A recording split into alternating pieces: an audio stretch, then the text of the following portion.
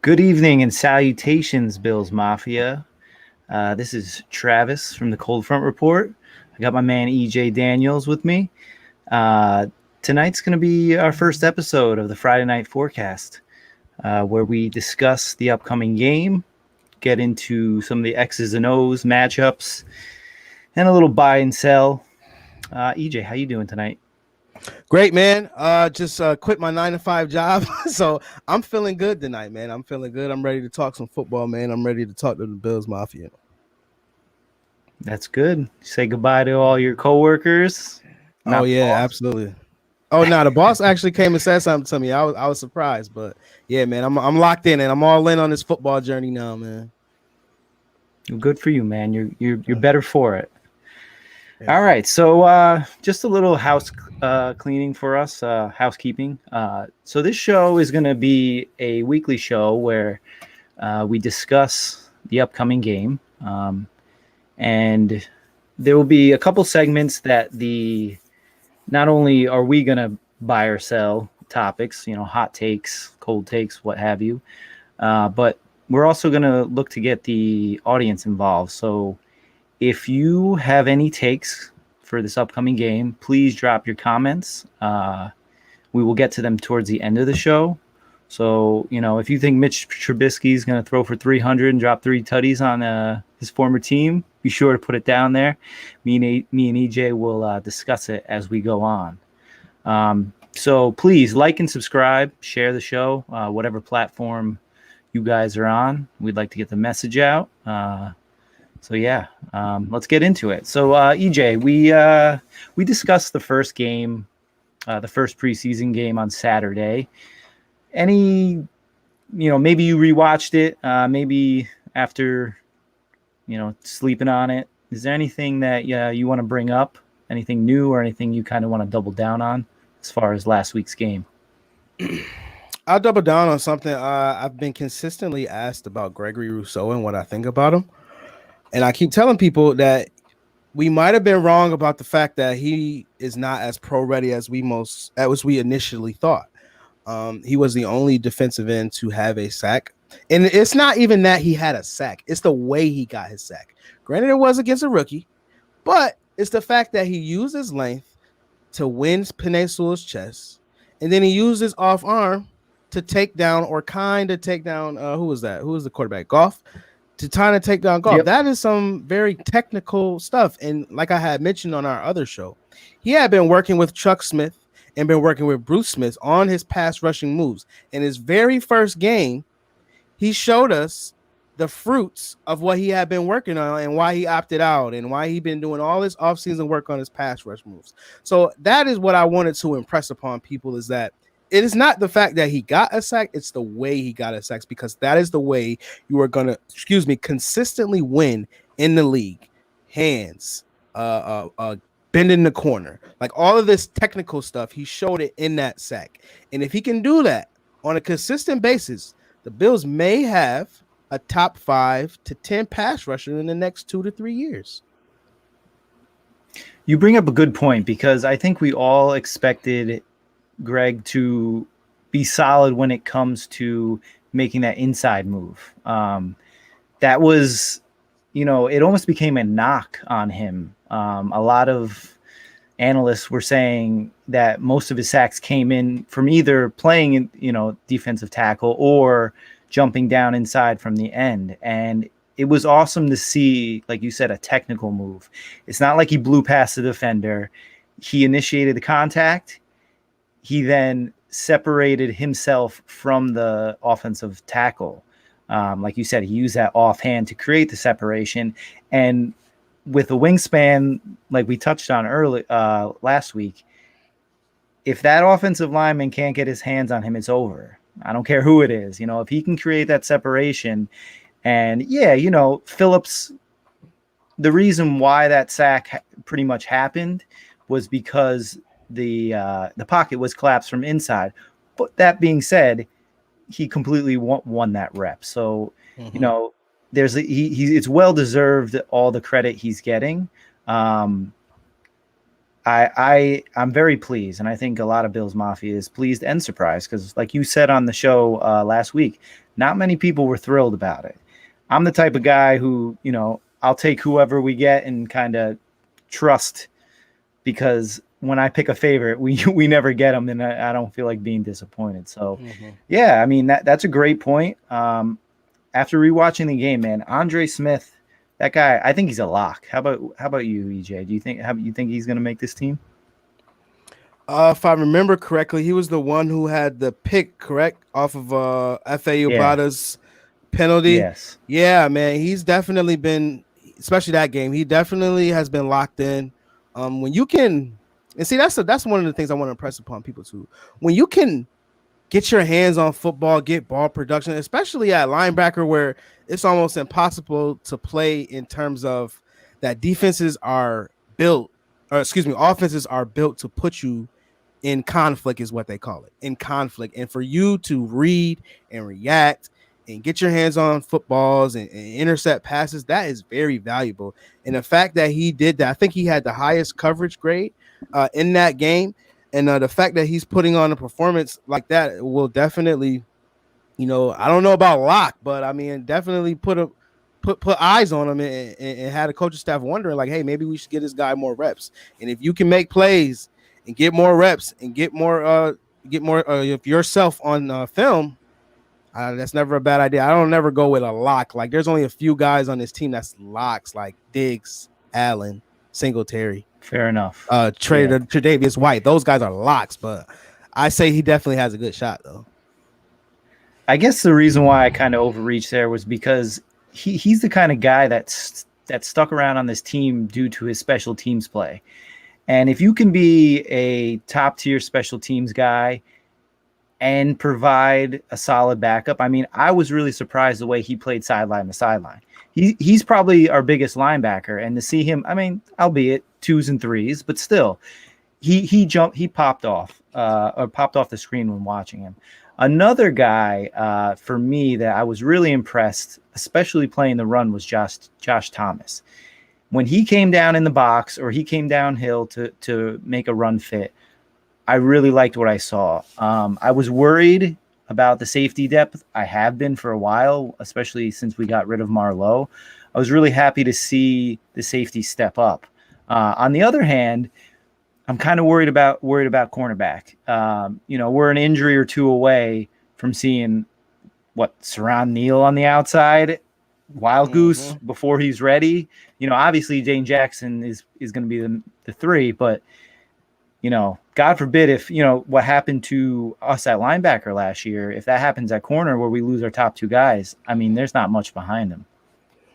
Yeah, man, I can echo those same sentiments. I was definitely not impressed by what I saw by Rashad Wildgoose. I was expecting him to play a lot better than what he was. He was getting killed by that one receiver. I can't remember his name right now for Detroit, but he was consistently making first down after first down. And I was just like, man, Wildgoose is really letting me down. But in that same respect, if I remember his name, Nick McLeod, right? It was McLeod from Notre Dame, right? Yeah.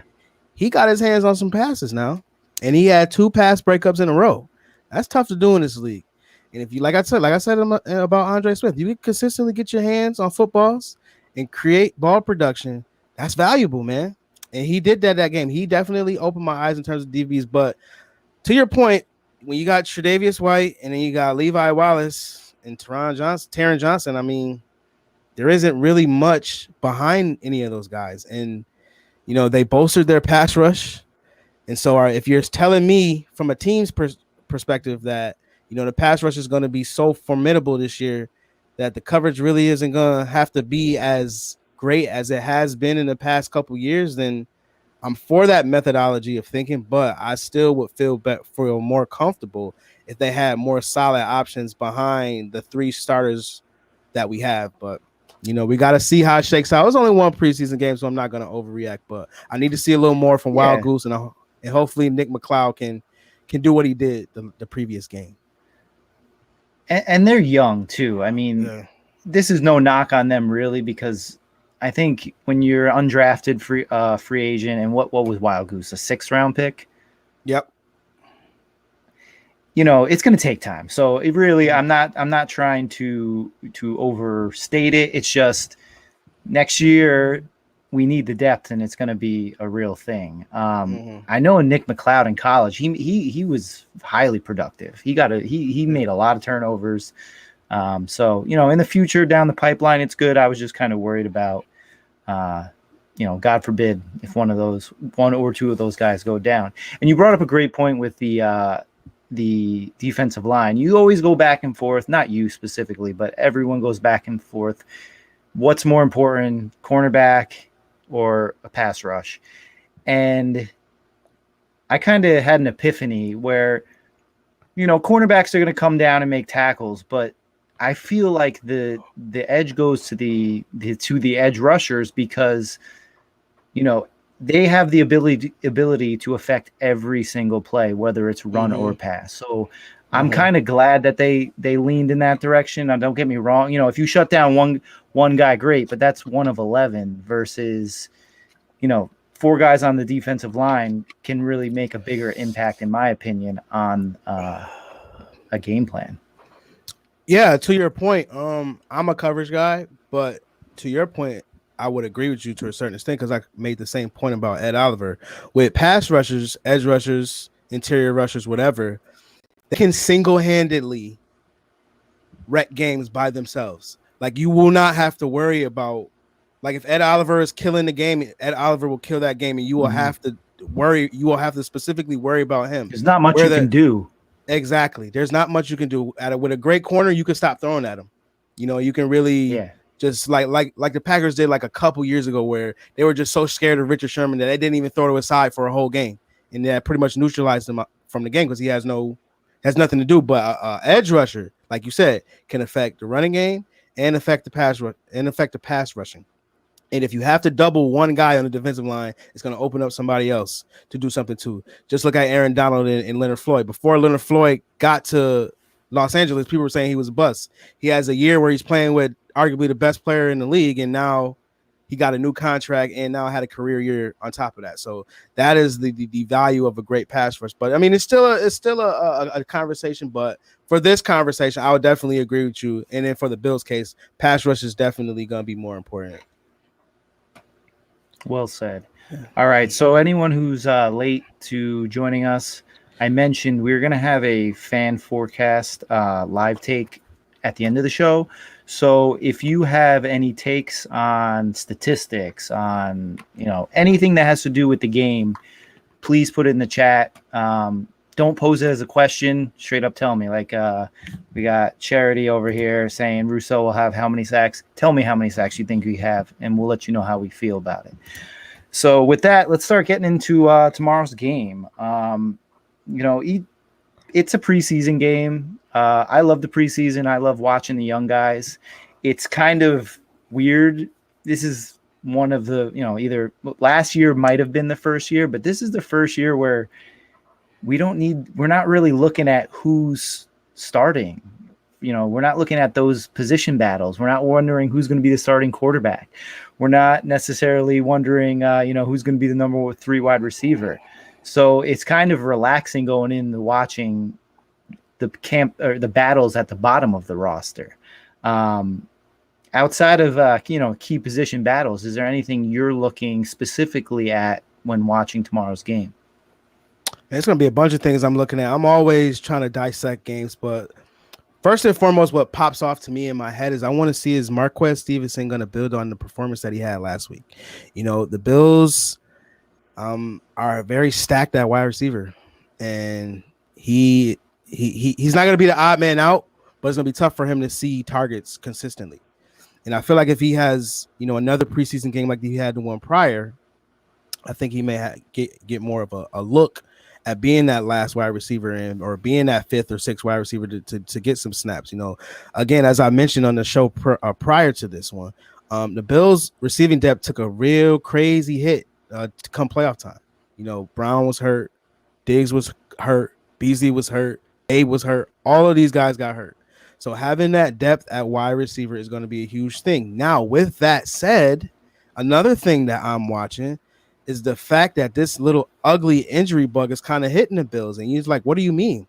What I mean is that Emmanuel Sanders is hurt. What I mean is that Stephon Diggs has been dealing with an injury that they say has been a closed injury, but he's been in and out of practice also. Deion Dawkins. And it's been Trying to come quiet back. too. Yeah, it's been real quiet. Deion Dawkins. I don't like that. Exactly. Coming back from COVID.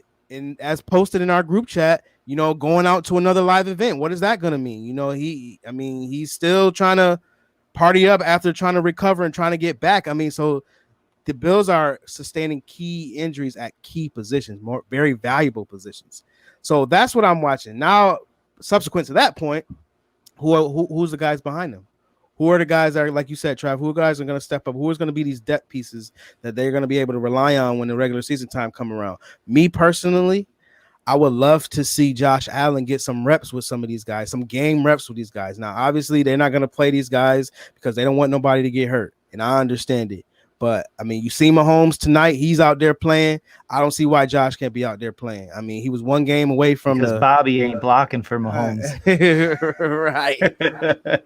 Right. But I want to see – I selfishly want to see Mahomes get reps. But those are the top three things that I'm looking for. I'm looking for Marquez. I'm looking for these little quiet injuries that they're not talking about but are actually a thing. And then how are these backups going to do in the game? Yeah, Stevenson was real quiet in camp. You didn't hear much. It was kind of you expected a bigger competition with him and McKenzie in the offense and in special teams. And I attended one of the practices and I didn't see it. You didn't read about it much in the closed practices. But to your point, he most definitely stepped up in the fourth quarter of the last game. Also, I thought his kick returns were fluid. I thought he definitely earned his stripes in college there, and it showed. I still think McKenzie's got that job locked up, but he's a guy where even if he doesn't make this team because of numbers, I think he's a guy that'll easily be stored away on the practice squad. We have 4 protected players. He may be one of them if you feel like someone's trying to scoop him up, but I think he'd make it past waivers. But yeah, he's definitely a guy that I want to see build chemistry with some of those, the Davis Webbs, the Jake Fromms, and see him build off that performance. Some of the elephant in the room for me, I want to see what Mitch Trubisky does. I don't care what anybody says. I don't care what he says. It's the dude's birthday today. Mm-hmm. You're high out of your mind if you don't think this guy's playing tomorrow like it's a Super Bowl. Outside of mop-up duty or week 17, and hopefully Allen doesn't get hurt, he's not playing. So this is like this is it for him, and I truly believe he's gonna play like it. So, that's really high up, even though it's not super important. I think it would be nice to him because if you listen to his presser, he felt like every game he played, the team had less and less confidence in him, and he still got up and he went to work every day. You got to respect that. Well, to the team's point, he gave him a reason to not have confidence in him. Of course, getting in and getting out. Like he could have controlled whether he could have controlled that. Is my point. He could have controlled how much confidence they had in him. I don't think they did a good job handling him too. But that being said, you're right. At the end of the day, it's him. Josh Allen got thrown to the wolves, and we see something completely different. Right, and it's not like Chicago was devoid of weapons. They have a solid team, which is, if they got look how good Justin Fields looked. I'm not saying it's because of the people out there, and it was against 2s and 3s. But the Bears have a solid roster across the board. We already know they got 2 or 3 All Pros on defense. They're a solid team. They have one of the best wide receivers on their offense. They have a great running back, 2 great running backs actually. Yeah. Solid tight ends for the most part. Offensive line not good, but it's all right. It's at least average. So yeah, Darnell Mooney's all right. He has weapons. He's had people he could play with. He's had a solid, situation around him. Coach Nagy and Ryan Pace, they're not bad. They drafted pretty solid actually overall. You know what I mean? In my opinion, anyway. So I mean, it's not like he didn't have a situation to succeed in. He's just probably just built to be a backup, and there's nothing wrong with that. Knowing your niche. Yeah. I mean, is there hope for him to develop into something better? Of course, but I don't think he'll ever come close to earning that number 2 overall position. Another thing that I'm really looking forward to is watching Fields play. I mean, I was glad to hear that he kind of bounced back from what was it, groin soreness. Yeah. He looked good. I mean, I was always a fan. Even when they played Clemson, I mean, he was good. And I know Ohio State quarterbacks have that rep, but I'm it's twofold because I like the kid and I want to watch him play, but I like to watch our defense go up against these mobile quarterbacks. I think it's good practice for guys like Mahomes, the Mahomes of the world. So it's going to be a good. I mean, it'll be against our second guys, but it'll be good to watch that. I normally in this segment we would forecast the win-loss. It doesn't really matter. But good. I think the only thing that I really can take away from winning last week's game was the game-winning field goal. So if we get in that kind of situation, that would be great. I think that's something that is a good simulation for a young guy like Bass. That counts. But outside of that, you got anything else you're looking at for this game? And if not, we'll get into the buy and sell. We already touched on Rousseau. I want to see how he follows up on that performance. I want to see Boogie Basham get in the mix. We have said that he was the most pro ready. Now it's time for you to show it. I'm not trying to put any pressure on him or anything like that, or me, but I'm just saying, I want to see him get in the mix. I mean, Rousseau, he got in the mix. Now it's time for Boogie Basham to get in the mix. He going up against 2s and 3s, so we want to see you get a sack. Penei Sewell is going to be a starter from the Lions, and Rousseau did his thing, so now it's time for Boogie Basham to get in there. I want to see how that's going to shake up, and then I need to see a better performance from Rashad Wildgoose, man. The article I put out 2 weeks ago about him being a key contributor or needing to be a key contributor, I'm still on that train. They need to be more solid as a slot cornerback positions when you playing teams like the Bucs, who can deploy 3 receivers that can win one-on-one at any given time. You need to have 3 solid cornerbacks, or pray to God that your pass rush is getting there every time. But again, to that point, the Bucs have one of the best O-lines in the league. Tristan Wirfs is a great right tackle, and Donovan Smith is solid. And they're solid across the board. So, I mean, you're going to have to cover for long seconds. The defensive line that's not just going to be getting there every single play. So we need some more solid play at that slot cornerback position. So those are 2 more spots that I'm watching, and I hope, take form and take shape. I would also like to see Wild Goose get some reps at slot, because correct me if I'm wrong, he was lined up outside a lot. I think that one rep against the dude where he caught that first down, he was in the slot, and then I think all the other ones he was outside. Okay. But I remember Mookie Hawkins was saying that he's been playing a lot of nickel. So that's where I know too. One of the shows that we were speaking about, you got me thinking. I was like, well, that's a great fit. He kind of has those measurables for the slot. So you never know. It's going to be a long development for him, but all we got to see is steps in these preseason games. All right. So again, if you guys have any takes, drop them in the comments. We still got a little time before we get to that segment. So again, drop your takes for the game, not the season, the game. All right. So this segment, we're going to do a little buy or sell. Pretty easy. I'm going to throw out a take. You can pontificate on it if you like. You buy or sell. Then we're going to go back. We got 6 of them. We're going to go back, and then we're going to choose one as our lock. And I'm going to keep a tally going on throughout the season, and we'll see how we fare. Number 1, Mitch Trubisky leads two or more touchdown drives. Now, he doesn't got to throw them. He doesn't got to run them. He just leads 2 or more touchdown drives. What do you think, EJ? I'm going to go sell on that one, just because even though I do have faith in Mitch, and I just don't think Dable is going to call a game plan. I don't know. I'm not feeling it. Something is telling me under. Like, Devin Singletary did a lot of the heavy lifting. You know what I mean? I know you said it don't have to be a passing touchdown, but I'm just not feeling like they're gonna just march up and down the field. I'm not feeling it tomorrow. I'm not feeling it. I don't know. I don't really have a super solid analytical answer about preseason as to why they don't Just feeling it. why they're not gonna have a drive. I just don't feel it. So I'm gonna go sell on that one. No, I respect that. Now I'm gonna buy only because not because I think it's this. I do think it's a revenge game for him, and I think that's the narrative. But I think they're gonna come out and throw the ball a lot. One, I think they want to look at it, but the biggest reason, number two, is our backs are banged up. Zach Moss is coming off an injury. AB is banged up. We don't know if he's going to play. So that leaves us with Singletary, banged up Zach Moss. I'm sure he'll play, but, they'll probably ease him in.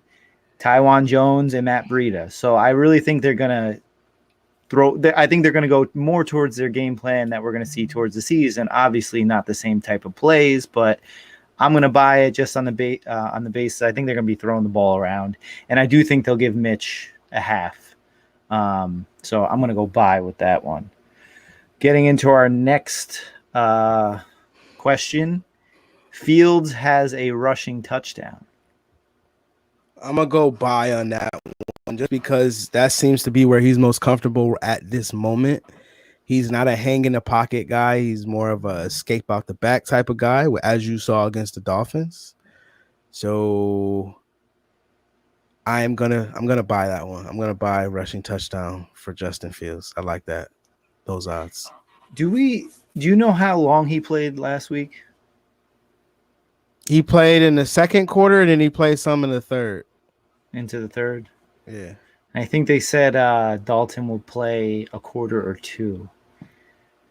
It's tough because he's probably going to be going against some of Scrubs. So, you know what?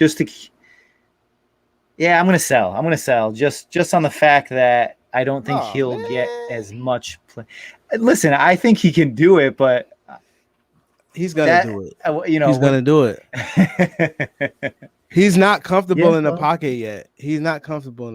So he's going to escape. He's going to go. He escapes left, I believe. Well, he's going to escape left, and he's going to get one. Watch what I tell you. I'm gonna say he's going to escape left, and he's going to throw the ball. He's going to escape to get out of the pocket to throw. But you know what? Listen, we can't be right. We can't be on the same page all the time. All right. The first offensive drive results in a Bills touchdown. I'm gonna sell that one. I'm gonna say it results in a Bass kick. I like that because, like you said, Tyler Bass is showing that he can knock these things from wherever. He's gonna be on like a Greg Zuerlein type level. I don't know if he has that power of a leg, but he's starting to get there. Oh, he does. I like to see. He does. Yeah, I like to see. No, I like to see him. Knock these clutch kicks in, man. Listen, it's gonna be a long season. They're gonna need Tyler Bass. You're not gonna be firing on all cylinders every single game. You're gonna have to rely on your kicking game at some point. So it's nice to see him kicking in 50+ yarders, man. That was a good draft pick. I would say. I mean, you don't normally say that kickers are great draft picks, but that was a great draft pick. I mean, when they break the scoring record in their rookie year, man, you got to say that's a good draft pick. Yeah, man. Solid. I'm right there with you. I think they're going to get 3. They're going to drive down to the 25, stall out, kick a field goal. I don't know if I brought it up on the last show, but I really noticed at camp.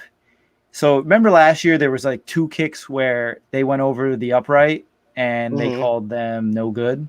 Yeah. He was blasting them from anywhere. That dude was full power everywhere. He's dialed it back. He's not using his full leg on no 40-yard field goals anymore, which is great to see. I really think, the talent's there. You hear a lot of his old coaches say, where his head's at, how great he wants to be. I think he's really starting that confidence from last year is really rolling over. And with kickers, they got to believe that they can do it. And, this is a guy who has all the talent in the world. And like you said, I totally agree with you. I think he's going to be top 3, top 5 kicker this year. And he's going to be one of the best kickers in the league going forward. So long story short, I agree. I tried to get him in my fantasy league, man, but somebody scooped him right up, man. I tried to wait to the last pick. I had to settle for Daniel Carlson from Oakland. I mean from Las Vegas, excuse me. But Tyler Bass, man, I like him. I'm a fan. I wasn't a fan of the pick at the time, but I'm a fan now. I'm a fan of Tyler Bass. He's one of my favorite kickers, though. You'd rather draft Janikowski in the first round, right? That's a maybe. Raiders gonna raid. Right. All right. Number 4. The Bears fans boo Mitch. Definitely. Even though he don't deserve it, though. He got them to the playoffs more than once. He has wins under his belt. They were a kick away from making it to the second round of playoffs, I believe. With Cody Parkey was missing all those kicks, if I believe correctly. The double doink, yeah. Right. So I am not a big Mitch fan, and Mitch has been unquestionably awful for most of his NFL career. But you can't deny he has won some games in this league, though. But when you're going the same draft as Patrick Mahomes, right? He went in the same draft as Mahomes, correct? He did, because they always talk about the Bears could have got Mahomes or something like that. They could have got Mahomes. When you go in that same draft and you went number 2, mind you, overall, bro, we need some return on investment. And the Bears fans did not get that. And the Bears are a very proud franchise, very historic franchise, and they had a lot of expectations for that kid. He did not meet them, and so I do think they're going to boo him because he could have done more. Blame it on Coach Nagy, blame it on Ryan Pace, blame it on the O-line, but at the end of the day, he got to make them throws. And I will end this by saying that throw he threw to Javon Wims that he dropped in the end zone against the Saints, that could have been a game sealer. I feel for him, bro. We could have been having a whole different conversation if that pass was caught. I'll just say that. Yeah, you're right. And Chicago, what are they? I don't even know. Chicagoans. They're not the nicest. Not the nicest. They're not people. They're not. And in this case, they've never had a good quarterback. Like in their history. Rex Grossman got him to the Super Bowl. Stop it. Good. Hey, he got above average, maybe. I'll give it to you. Hey, Rex Grossman got him to the Super Bowl with Bernard Berrien and Muhsin Muhammad. All right. They've never had a franchise quarterback. How about that? All right, sure. We'll do that. We'll do that. So we as Bills fans, we kind of we get the animosity towards all of our failed quarterbacks, but yeah, he's 100% going to get booed. I'm buying it all the way. I don't think he deserves it, like you said, and they should be cheering that he's no longer on the team. So they should give him a standing ovation for not being under center and for getting it right with Justin Fields. I mean, it's early, but I do think I was about to say, right it's a little early, man. I like Fields too. It's definitely early. He was my second highest quarterback in the draft, but we gotta still wait and see. And then I didn't like that whole it's kind of easy comment too. Like I didn't like that, so we gotta wait and see. That smelled like Tua. Yeah, you gotta wait. Yeah, definitely. All right. Number 5, the Bills will force 2 or more turnovers. No, absolutely not. I'm definitely selling that one. They play that zone. Well, no, actually, last game they was playing man, and they was playing man for most of the game. That's not their base defense. Yeah, maybe they just want to do another thing where they see, what these guys have. So I don't see him throwing 2 interceptions. I don't see him throwing 2 interceptions. I don't see him getting any fumbles either. So are we counting special teams in this too? Are we counting special teams? Yeah, just two total, 2 or more. Yeah, I don't know. I agree. And Bill's not even a turnover type defense. Besides, like a couple plays last year, Teron Johnson's 2 picks, okay, but they're not really a high turnover defense anyway. Yeah, it seems like ever since 2017, it's kind of been on the downswing. Yeah, no, it has. You're right. You're absolutely right. Yeah, I mean, I agree with you. I'm going to sell, but to kind of counter your point, the Bills had 2 turnovers last week. It's just McLeod let one go right through his hands, and F.A. Obata tried to blow out the quarterback's knee. So, I mean, it's there. Didn't but both those interceptions get dropped, though? So he didn't have it. They both got dropped. No. I meant like, so Andre Smith had that pick, and it got called. Oh, yeah, back. he did. You're right. My and bad. Nick McLeod, right through the breadbasket. So they were there, but like you said, it doesn't count. So don't count. I'm going to sell as well because, in the preseason, it's so hard to tell. I mean, for all we know, they'll get 4. Right. And lastly, Singletary leads the back in yards per carry on the Buffalo Bills. I don't see them running him no more. They saw what he can do. They saw what type of shape he's in. They saw when you give him the carries, what he can do. I say that they rest him. I say that they give him 1 series and then let some of these other guys go like Breida, Williams. Is Zach Moss playing or not? I have not heard any official word. Is he playing or not? I don't know. Yeah. I think he was been practicing. Okay, but so I don't know. It definitely hasn't been ruled out. Yeah, I haven't seen anything that he's playing or not playing. So still waiting on to hear that. So I just don't think that they're going to risk Singletary again. Everyone's trying to mitigate risk and injury. So after what we've seen last week from Devin Singletary, after being probably the best player on the offense last week, I think personally we've seen enough, and we can rest him until the 3rd preseason game. Hopefully that'll be their dress rehearsal, and then everybody plays. But you never know. This whole preseason thing is so murky. You don't even know anymore. Yeah, for sure. But do you think they're not going to play him at all, or do you think they're just going to be very limited? I think it's going to be very limited. I don't think he's going to get like 15 reps. I think he'll just get like 3 or 4 a series or something like that. And that's why I'm going to buy, because he's going to get like 3 or 4 rushes for like 8 yards per carry, and then call it a day. He's not going to have the most yards, but I don't know. We'll see. I'll buy it. I think I sold most of them. These are not quarterbacks. Don't count. Right. I think I sold most of these takes. Yeah. So I'll go. We'll go through it again, and then we'll pick which one we want to lock. All right. So for the Mitch leads 2 or more, I bought, you sold. Fields has a rushing touchdown. I sold, you bought. First drive results in a TD. We both said no. Bears fan boo Mitch. A resounding buy. 2 or more turnovers. We both sold. And Singletary leads backs in yards per carry. I bought and you sold. I know which one I'm double downing on. How about you? I'm double downing on the Fields one. Fields rushing touchdown. Definitely Fields? Double down on that one. Okay. Yeah. High probability that's going to happen. Okay, so I'm going to double down on Mitch Trubisky getting booed. It's going to be hard to find. I'm going to have to hopefully maybe it'll probably happen when he comes out of tunnel, so we won't be able to see that, but also I think when he takes the field for the first series, we'll definitely be able to see it there. All right, so we'll lock those in. All right, let's go through the chat here. You guys are kind of letting me down here. Guys, if there's any takes, please, for this game, just drop them in the comments. All right. So here's an easy one. Gregory Rousseau is going to have 10 sacks. Come on, bro. Who is that? Charity? Come on, bro.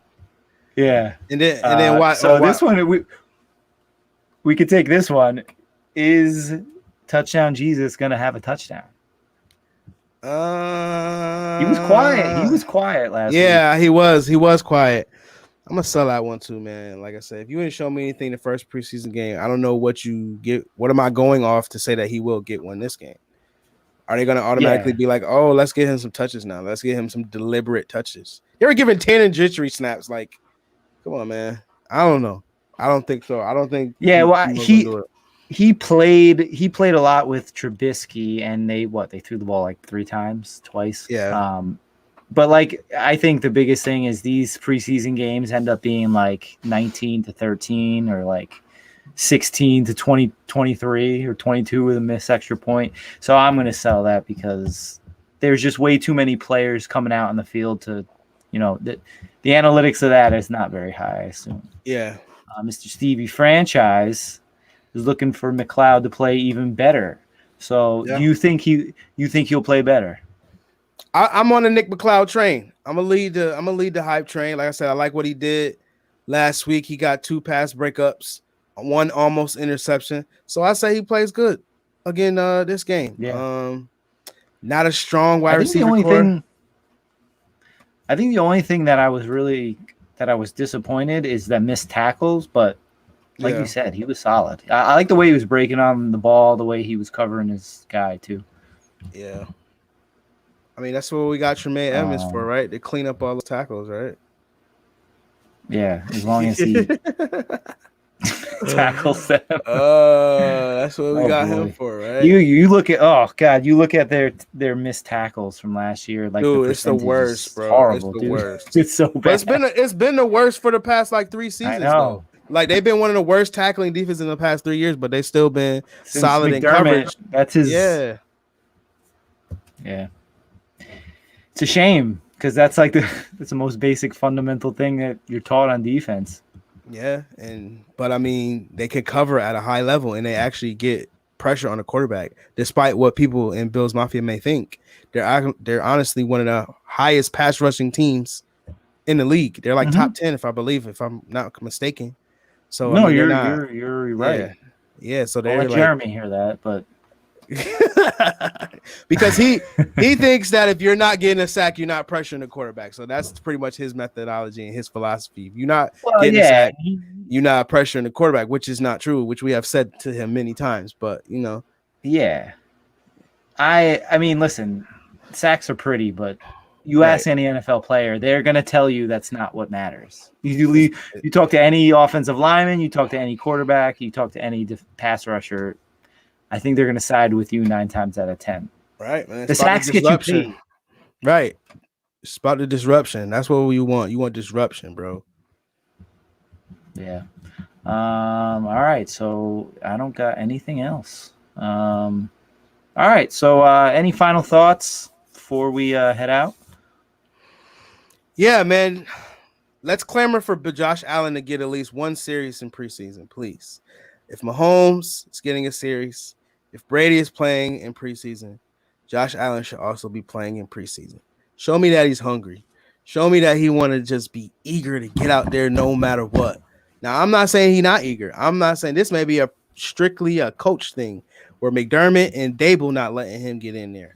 But I want to see him for at least a series. He went 15 for 15 in practice yesterday or the day before, if I remember correctly. So I want to see him in some live game action without Bobby Hart out there. I would like to see him get some passes in. That's what we need to clamor for. Yeah, I think it'll happen. If Deion can play, I think he'll play. So I think they're gonna see what Deion, where he's at on the timeline of getting back, because losing 18 pounds in 2 weeks or a week and a half, that's crazy. Yeah, that's crazy, man. Yeah. So, hopefully he's all right. Hopefully he doesn't have, any lingering effects. None of this, your boy Cam with his long-term COVID brain fog. Hopefully we don't get any of that from Deion because we need him. But yeah, I agree. We need to see him. I think he needs to play. But to your point, he's been on fire all of preseason. It's been training camp. All right, we actually got one more comment before we wrap it up. So how many tackles do you think Andre Smith is going to have against the Bears? And then he followed up by saying 8. You buying? You selling?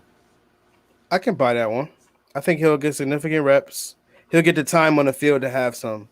And when teams want to do the most vanilla type of offensive game plan possible, they run a lot. They run inside zone, outside zone, gap screen. So, he'll have the most opportunities to get those tackles. So, I'll buy that one. So my final comment is I'm curious to see if we see more of that gap zone running. I feel like we saw a lot more going back, seeing or rewatching the game. I think we kind of went back to what we saw a lot more in 2019. And I heard people talking about it being due to having the offseason and being able to work on that, because it's more than just block the man in front of you or block down, which is what we saw a lot last year. So I'm curious to see how and if that makes a big difference in the run game. But outside of that, the number one thing, let's hope everyone stays healthy, which we've been pretty, I mean, like you said, there's been some lingering weird injuries, but I mean, when you see, it seems like every day someone's getting carted off with some sort of lower leg injury. Either that or these dudes throwing hands at they're not gonna have joint practices anymore, dude. Right. You love to see it. I mean, it happens, bro. They're gonna fight, bro. They're out in the heat. Everybody pushing and pulling on you, bro. It's gonna happen, bro. Like, I don't understand why these coaches be overreacting. They've been in this long enough to know it's gonna happen. They're gonna fight, bro. It happens, bro. I don't know. I got into fights too. Yeah, especially guys who are like, they're either gonna be on this football team or they're going to be working some day job, you know. Yeah. I you know, when it comes to, when you see the Antonio Browns of the world getting in fights, it's one thing, but when you see these guys who are fighting for roster spots, they're putting food on their table. It's it's going to happen, like you said. But all right. So great show. Glad to kick it off with you. Like, subscribe, and share, everybody, please. Let's get the word out. We'll be back next Friday for sure with the Friday night forecast, and we might be doing something, a little pregame tomorrow. So just keep it locked. Until next time. Where can people find you, EJ? People could definitely find me on Twitter. I am the most active on Twitter at eDaniel77. I think many of you follow me. You know what type of takes I have. They fiery, they're hot. And if you want to interact with me, I'm going to interact with you. That's my biggest thing. I want to interact with the Bills Mafia and talk and have nice, gainful football conversations. So, yes, at eDaniel77 on Twitter is where I'm most active. And leave the pitchforks, guys. Have a conversation, all right? Stop coming at this guy like he's, he's saying Trey White's a good cornerback. He's not saying he's trash. You guys can find me at Trav Blakesley with slightly less controversial takes on the Bills. But yeah, until next time, guys, go Bills. Go Bills.